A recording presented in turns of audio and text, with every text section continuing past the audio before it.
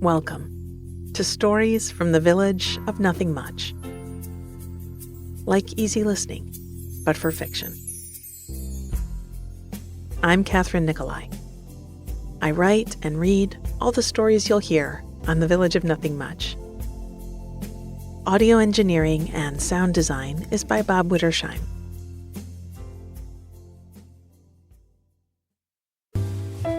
In our show notes, you'll find links to our ad-free premium version, our other shows, and some lovely, soothing merch to make your days and nights sweeter. Well, we are well into the loveliest, coziest October in the Village of Nothing Much. We have 3 wonderful witchy tales for you today, and invite you to listen while you mix your black salt or hang your cinnamon broom above the door. And if you are new here to the village, well, welcome. So glad you found us. I tell family-friendly, conflict-free stories that celebrate the small, good things. So, no car chases, no heartbreak, no, I just got to like this character and now their whole life is falling apart, twists. But if you like to get lost in the worlds you read about, if you like small pleasures and calm stories that make you feel good, you're in the right place. All of my stories come from my bedtime story podcast, Nothing Much Happens, and occur in the same universe, which I call the Village of Nothing Much. And if you stick around after the last story, I'll let you in on a bit of village gossip. And first, just because it feels good, let's take a deep breath in through the nose and sigh from the mouth. Again, breathe in and out. Good. Our stories today take you on a journey of some special residents of the Village of Nothing Much.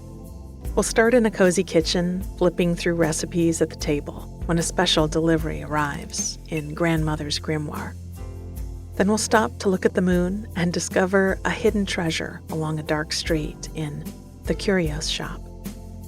Finally, we'll set the kettle to boil and drop an extra stick of cinnamon in the simmer pot as we await a guest in Behind the Curtain.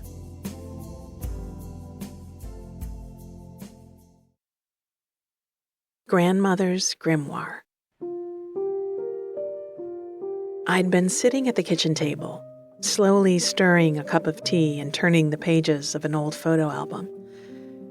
I'd had a nostalgic streak lately and had been going through some old things. I'd spent a dusty afternoon in the attic, shifting cases and opening old trunks, sitting on the creaky floorboards while the autumn light slanted over my shoulders. I'd brought some of my finds down to examine and was leisurely working my way through them. I found a tin of old recipe cards, handwritten by several different hands, and I'd taken a few out to try for Sunday dinner. Some were pristine, and I imagined polite great-aunts asking for a recipe at a garden party.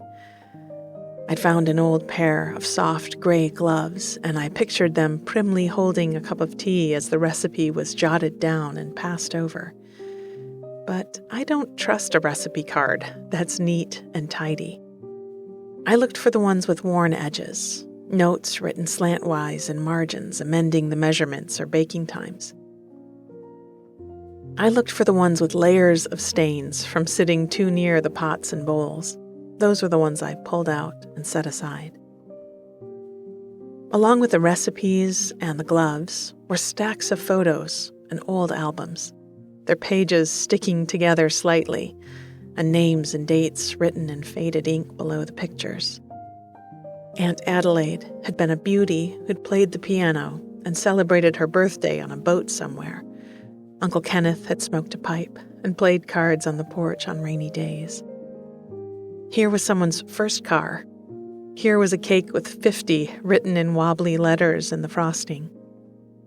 Here were kids in homemade Halloween costumes, holding pillowcases on their way out for the night.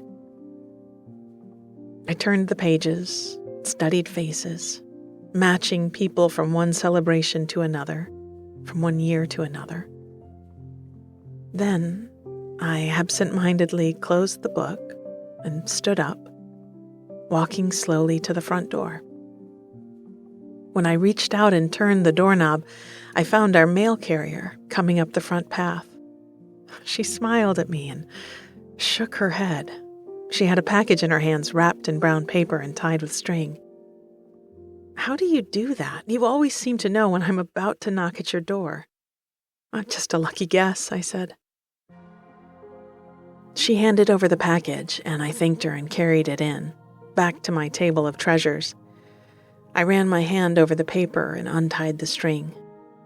My name was inked out in looping, beautiful letters, and I felt the fizz of excitement that children feel when they get mail. In adulthood, mail is often dull and sometimes distinctly unfun, but to children, it's all just mystery and delight. I hadn't even opened it up yet, and I was already delighted. Out of the paper came a thick book, bound in deep green velvet, with an image of a woman with long flowing hair embossed on the cover. I hadn't seen this book in years, not since I was a child. How had it come to me today? I looked at the paper wrapper. My name and address were the only things on it. I had only ever seen this book in my grandmother's house, sometimes open beside the stove or propped up against the pestle and mortar in her workroom, where she dried herbs. I'd seen it most when it was carried in her strong arms, from the garden to the armchair in front of her fireplace, when she'd stop at the end of the day to make notes. I realized I'd never paid much attention to it, guessing it must have been some sort of journal or cookbook. But as I let the book fall open in my hands and looked over the pages, I saw it for what it was: a spell book, a grimoire. And she hadn't been the first to write her charms into it. The book was started long before she was born, and the handwriting in the first dozen pages was full of flourishes, which made the script beautiful, though tricky to read. I followed through the pages, picking out the best love spells. They reminded me of the recipe cards I'd plucked from the tin, full of extra notes, that the coxcomb should be cut at the quarter moon, or that the althea root should be stored in a stone bowl, not glass. There were a dozen ribbons of different colors marking out sections for protection or prosperity or fertility. I sat back in my chair and felt the weight of the book in my lap. I remembered a blustery October day with Gran when I was quite young. She'd been busy in the kitchen, and the window panes were covered with the sweet-smelling steam from her pots. She had a small gray cat who followed her everywhere and watched me with her yellow eyes. As grandmother stirred and worked from her book, I'd stretched up onto my toes beside her to reach an old measuring cup on the counter. When I caught it up, I opened a tin in her pantry and dipped out a cup of sugar. Grandmother put her hands on her hips and just watched as I carefully carried the cup to her kitchen door, where I stood and waited patiently. A moment later, there was a knock, and the neighbor from across the yard poked her head in. She looked down at me holding the cup on the doorstep, then over at grandmother, who gave her a wink. The neighbor took the cup and thanked me and went back to finish her cake. Gran came over and gave me a kiss on the top of my head as I sat back down to watch her work. The gray cat hopped up onto my lap. Now, holding this book that must have been passed down quietly through the limbs of our family tree, I thought about that feeling that had driven me up into the attic. To think of family and feel connected to the past, my past, our past. I closed the book and tucked it into the crook of my arm, just as Gran had done. She'd seen something then, that one day I would need this book. How she'd gotten it to me today was a mystery I contemplated as I looked out on another blustery October day. I carried the book to my own kitchen door that opened out to where I guessed I'd be putting in an herb garden in spring, as I need a solid source for coxcomb and althea root. I paused with a smile on my face as I reached out for the doorknob, knowing what I would find on the other side. I opened the door, and a small gray cat with bright yellow eyes walked over the threshold and circled around my ankles.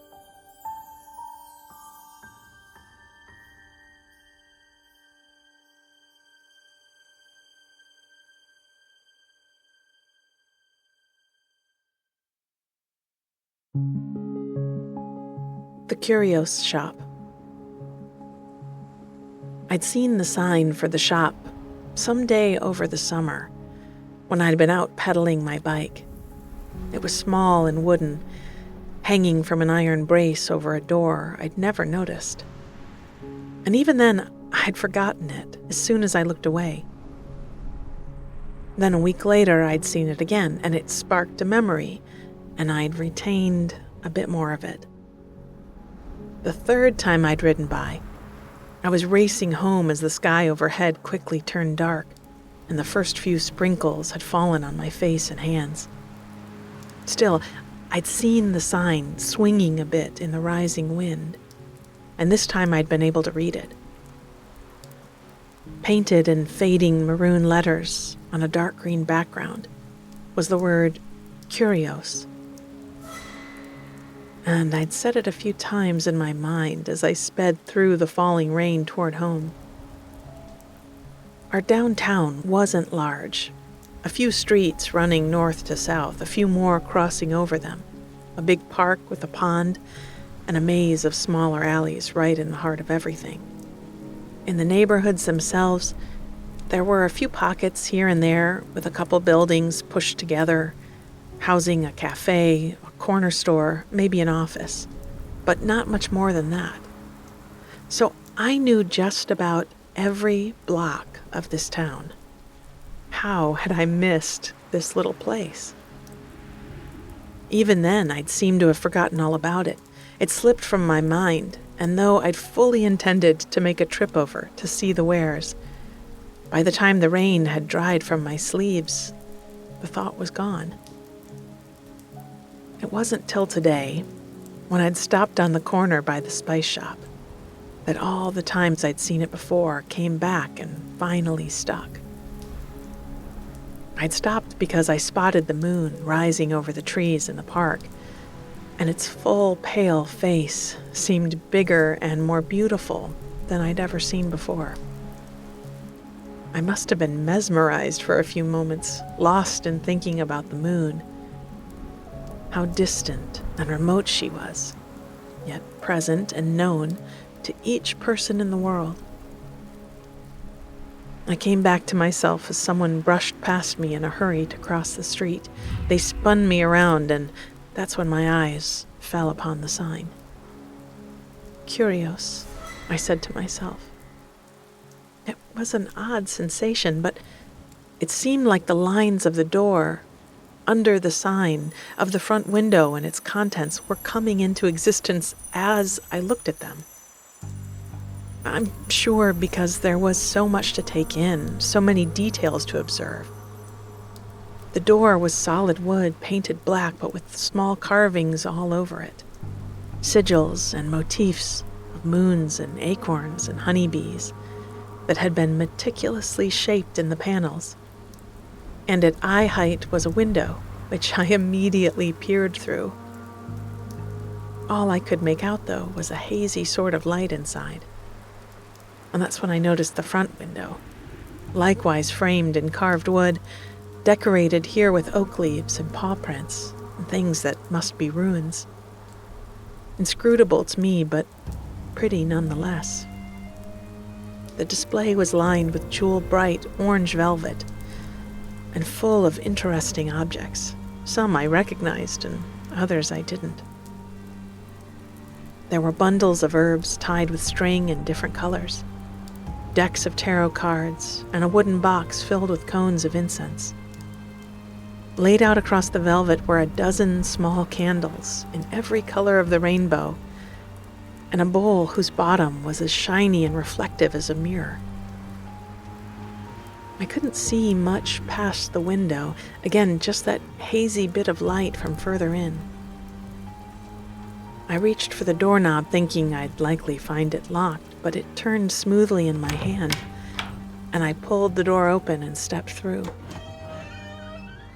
It was dim inside, and my glasses immediately fogged up on my face. It had been chilly outside on the sidewalk, and the air in here was warm and smelled of rose petals and lavender and sandalwood. There were creaky wood floors under my boots and the sound of a simmering pot somewhere in the background. I started to unwind the scarf from around my neck in the warmth, and a hand reached out to take it. "I'll just hang this up for you. So glad you finally made it in."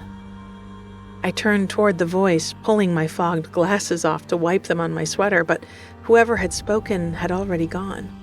My scarf was twisted through the arms of a coat tree, and the curtain behind a counter opposite was swaying back into place. I managed to get my now clear lenses back onto my nose and took a slow look around.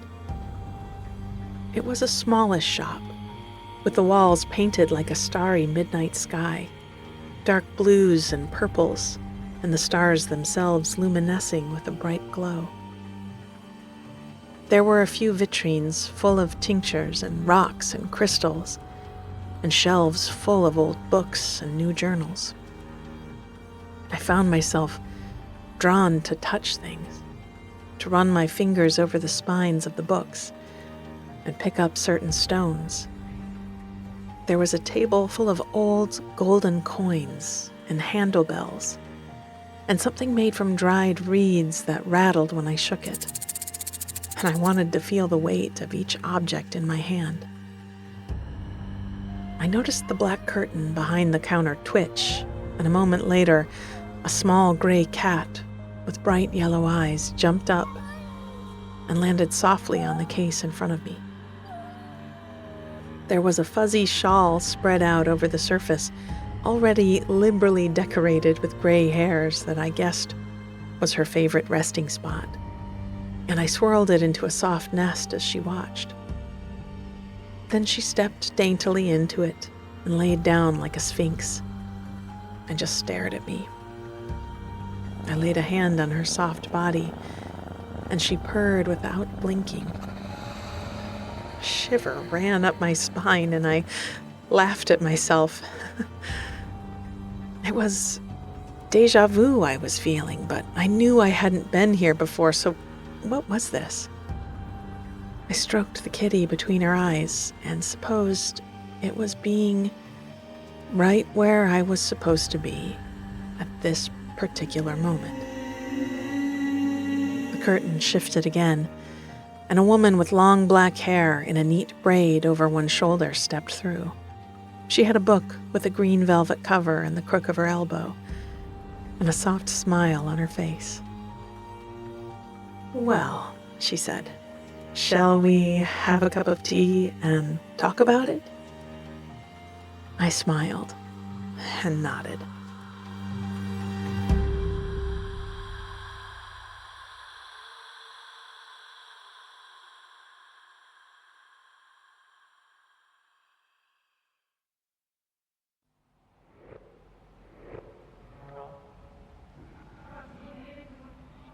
Behind the curtain. I stood with my elbows on the counter and my chin in my hands, looking out through the shop window as the daylight faded and the stars began to appear. On the bricks of the building opposite, a vast Virginia creeper had climbed from the street nearly to the second floor, and its leaves were a bright ruby red that glowed under the street lamp. "I think I should put the kettle on," I said aloud, and heard a soft, agreeing meow from the back room behind the curtain. We were alone in the shop after a busy day.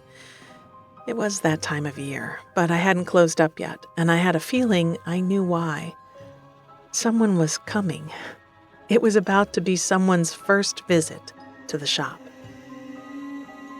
I turned and parted the black curtain that hung behind the counter and stepped into my workshop.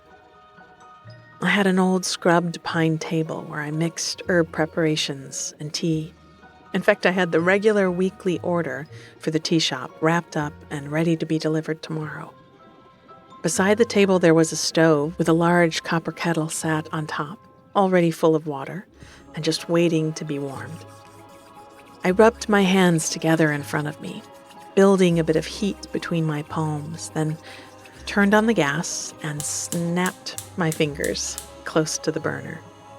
A small spark jumped from my fingertips and lit the flame. I smiled to myself and adjusted the burner. I'd come a long way since that day a few Octobers past, when I met my mail carrier on the front step of my house and been handed a package wrapped in paper. I remember still the feeling of awe and recognition as I peeled back the wrapping and held my grandmother's book in my hands. How she had gotten it to me so many years after she was gone herself, I still don't know. But her timing had been right. I was ready for it when it came. When I thought of her, it was always with her book in her hands, or propped on a stand on the counter, or set on her bedside table, ready for her to record her dreams in when she woke. Ready for her to record her dreams in when she woke. A family grimoire, handed down through the generations. It held entries from as far back as my 5 times great-grandmother, most of which were indecipherable to me, though I was still very glad it was there. That same day, when I started to learn about who I was and how to work as others had, it wasn't just the book that had come to me. A small gray cat had arrived at my back door and scratched to be let in. She both couldn't be, but definitely was, the same cat who had slept at the foot of grandmother's bed and sunned herself among the azaleas in her garden. Grandmother had called her cat Cinder, and so she was still called. She watched over me as I charted the movements of the moon and worked my first spells. Everyone has their own gifts, and mine were mostly of intuition. A sudden flash of knowing would hit me, like it had just now, sending me to put the kettle on to boil. Over the years, like training a muscle, my intuition had gotten stronger. And I found I could be in the right place at the right time, to help someone or tip the balance toward good, to nudge someone to check on a neighbor, or set the wheels in motion for a dream to grow. I was sure most of these things would have eventually happened on their own. I thought of myself not as pulling strings, but just as one clearing a path, so that the obstacles blocking most people's best instincts were lessened. A stone with a hole in it might be left at the edge of the river for the next person mudlarking there. The 6 of cups tucked into a book and left on a shelf of a little library, just at the right moment to fall into just the right hands. When Cinder brought home a little orphaned orange kitten and set her in my lap, I knew just the home for her and watched over her until she was safe inside. Most people in our little village had no idea I was here, working quietly in the background to make our days just a bit softer and sweeter. And that was just how I liked it. I stood beside the stove as the kettle got closer to singing and added a touch more water to the simmer pot beside it. I started one each day when I opened the shop, and lately had drawn ingredients from the orchard, fresh-cut apples and cinnamon sticks and cloves. But today I was simmering cinquefoil, lavender, and rose hips. There was a prickle at the back of my neck, and I turned and peeked through the curtain into the shop. Out on the sidewalk, a woman stood seemingly in a trance. The full moon was reflected in her glasses, and I recognized her face. She'd come close to finding us before, but had never quite made it to the door, "Look this way," I said aloud. And in that moment, someone in a hurry to cross the street bumped into her and spun her toward our sign. "Thank you," I said. I watched her taking in the sign, the door, and the front window, freshly stocked with candles, herbs, and a hand-me-down but valuable scrying bowl. If my gift was intuition and a bit of prescience, I could feel that hers was for healing. In a flash of understanding, I knew hers was the house in the neighborhood whose door you knocked on when a baby squirrel fell from its nest. She would take the box and carry it inside and nurse it till the creature was ready to venture back into the branches. Scraped knees or broken hearts, elders who'd lost themselves, or friends worn out by long days of winter. She was the one who reached out. She would have the gift of the cool touch of mother's hands on a hot forehead, the soft voice that would ease another to relax. She did all sorts of healing, and I was already eager to meet her, to pour her a cup of tea and tell her my own story and help her realize hers. I reached up to a top shelf to bring down a few teacups, and then sorted through the blends to find one that would open her eyes and ears even more as we talked. Cinder wove through my ankles, excited as well at the proximity of such warm, lovely magic. We heard the door open and close, and I slipped out from behind the curtain to welcome our guest.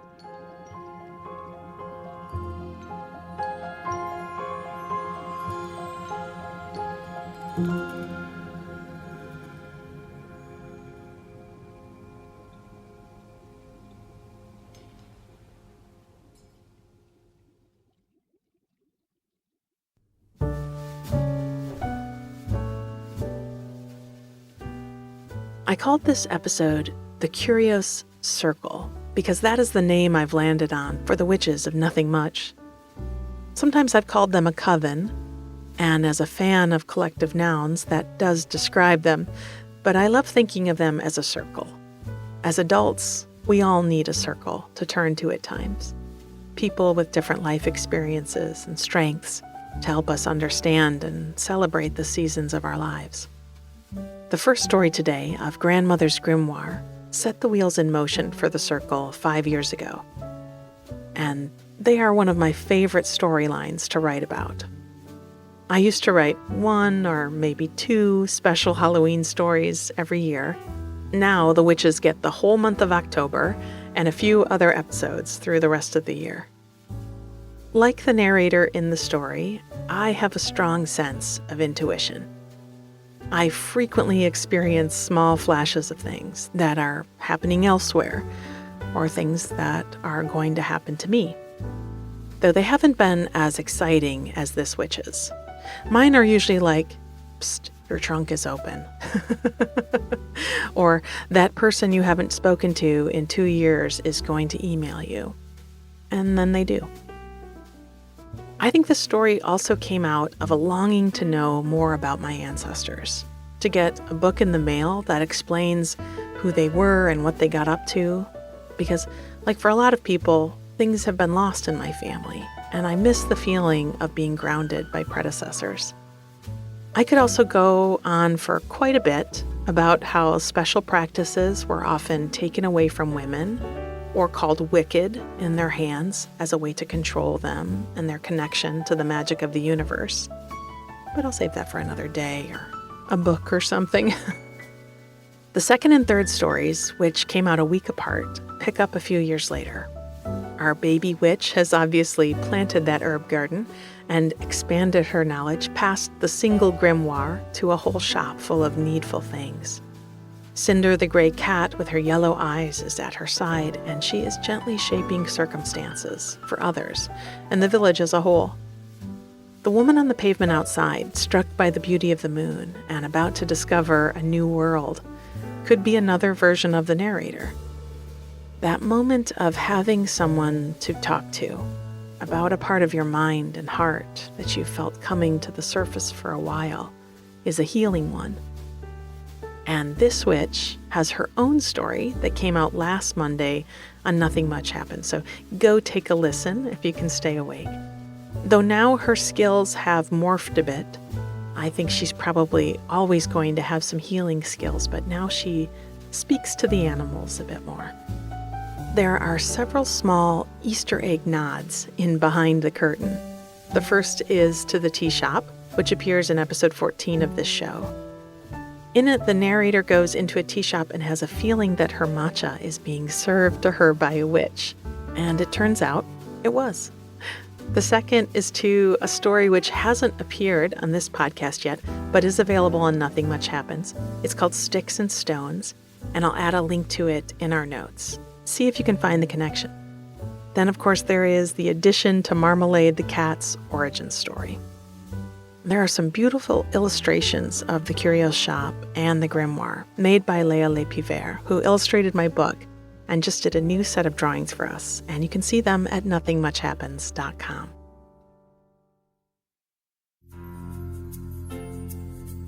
Now, my friends, we'll be back next week with more stories to soothe and spark joy.